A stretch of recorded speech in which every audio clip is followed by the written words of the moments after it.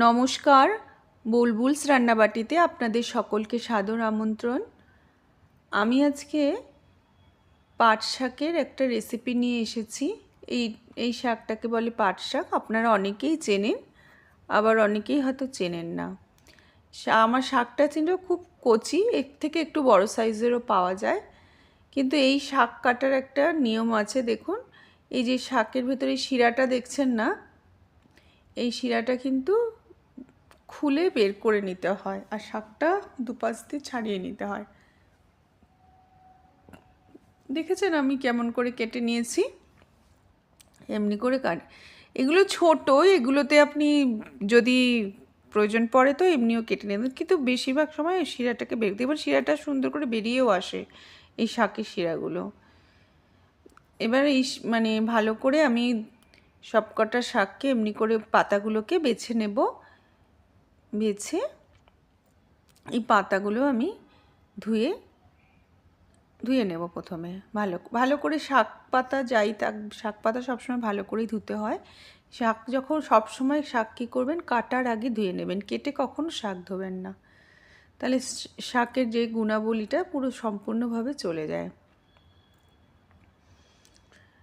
কেন, ভিটামিনস যেগুলো থাকে না সেগুলো সবসময় জলে ধুলে চলে যায়। সেই জন্য যে কোনো সবজি জাতীয় যে কোনো জিনিস আগে ভালো করে ধুয়ে যদি কাটেন সেটা সবচেয়ে ভালো। কিন্তু অনেক সবজি আছে যাতে আমরা কেটেই ধুই, সেটা আলাদা ব্যাপার। কিন্তু বেশিরভাগ শাক কখনো কেটে ধোবেন না, আগে ধুয়ে তারপরে কাটবেন। আমি শাকগুলোকে কুচি কুচি করে কেটে নিয়েছি, আর একটুখানি আমি ছোলার ডাল 1 ঘন্টা আগে ভিজিয়ে রেখে দিয়েছিলাম। আমি ডাল দিয়ে করব, আপনারা বেসন চাল গুঁড়ো দিয়েও করতে পারেন, কিন্তু আমার মনে হয় ডাল দিয়ে করে দেখুন, আপনারা খুব ভালো লাগবে। আমি এটা ছোলার ডাল নিয়েছি, আপনারা মটর ডালও নিতে পারেন, মুসুর ডালও নিতে পারেন। ছোলার ডালের সাথে একটু কাঁচা লঙ্কা দিয়ে নিয়েছি। একদম সিম্পল পদ্ধতিতে আমি করেছি, খুবই সহজ উপায়ে। কাঁচা লঙ্কা বেটে ছোলার ডালের সাথে একটু বেটে নেব, আর এর মধ্যে আমি দিয়ে দিয়েছি একটু হলুদ আর কালো জিরে। ডালটা দিয়ে, শুধু ডালটা দিয়ে মাখা, আর কিচ্ছু আপনাদের কোনো থাকবে না। শুধু আমি একটা এই জিনিসটা দেবেন আপনারা অবশ্য করে, একটু পোস্ত দানা যদি থাকে, পোস্ত দানা একটু ছড়িয়ে দেবেন, একটা অন্যরকম টেস্ট আসবে। এরপর আমি নুন টুন দিয়ে ভালো করে এটাকে আমি মেখে নেব। যদি দেখেন আমি ডালটা একটুখানি দেখলাম যে মাখার পর দেখলাম আর একটু ডাল হলে ভালো হতো, তখন আমার বাকি একটু ডাল আমি রেখে দিয়েছিলাম। আমি ভেবেছিলাম ছোলার ডালের অনেক সময় বড়াও খেতে ভালো লাগে, ওই ছোলার ডালের ভেতরে যদি আপনি একটু রসুন কুচি এসব দিয়ে বড়া খেতে ভালো লাগে। তাই যাই হোক, আমার মনে হয় যে এখানে ডালটার একটু লাগবে। কেন, আমি ভেবেছিলাম একবার চাল গুঁড়ো দেবো, কিন্তু না, চাল গুঁড়ো দিয়ে আমার ইচ্ছা করছিল না আজকে ভেবেছিলাম পুরো ডাল দিয়েই করব। চাল গুঁড়ো দিলে হয়তো অনেক মচমচে, কিন্তু ডাল দিয়েও কিন্তু মচমচেই হয়েছে, আর ভালো লেগেছে ডাল দিয়ে করলে। চাল গুঁড়োর থেকে আমার মনে হয় ডাল দিয়ে করবেন, ভালো লাগবে। এবার আমি ভালো করে মেখে রেখে দিয়েছি, আর তারপরে কড়াই চড়িয়ে দিয়েছি।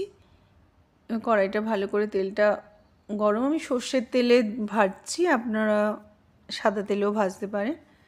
এবার আমি বড়া কতগুলো আস্তে আস্তে ছোটো ছোটো করে বড়ার আকারে গড়ে আমি এমনি আকার দিইনি, আমার হাতে যেমন এসছে দিয়েছি। আপনারা যদি আরও সুন্দর কিছু গোল করে দিতে পারেন দেবেন, আমি এমনি করেই দিয়েছি।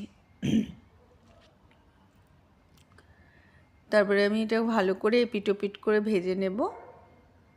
এইটার মধ্যে আমার যতটা এসেছিল ততটাই আমি দিয়েছি। 4 পিস এসেছিল আমার, বেশি আসেনি, ওই জন্য 4 পিসই দিলাম। তো দেখুন ভালো করে আমি ভেজে নিয়ে তুলে রাখুন। এটা আমি বলছি, এটা আপনারা ডালের সাথে খাবেন, খুব ভালো লাগবে। ডালের সাথে খেলে, গরম গরম মুসুর ডাল বানাবেন, ডালের সাথে খাবেন, খুব ভালো লাগবে। আর আমার এই রেসিপিটা যদি আপনাদের পছন্দ হয়ে থাকে, অবশ্য করেই একটা লাইক করে দেবেন, আর আমার চ্যানেলটাকে একটু সাবস্ক্রাইব করে দেবেন। আর আপনারা যদি ফেসবুক পেজ থেকে দেখে থাকেন, তাহলে আমার পেজটাকে ফলো করে দেবেন, এরকম নতুন নতুন রেসিপি দেখার জন্য। আর খুবই সহজ পদ্ধতিতে আমি দেখাবো। দেখুন আমার বড়া সুন্দর হয়ে গেছে। এবার এটা দুপুরবেলা খাওয়ার আগে আমি করেছিলাম, আর ডালের সাথে সত্যি খুব ভালো লেগেছে খেতে। আর এতক্ষণ আমার সাথে থাকার জন্য আপনাদের অসংখ্য ধন্যবাদ।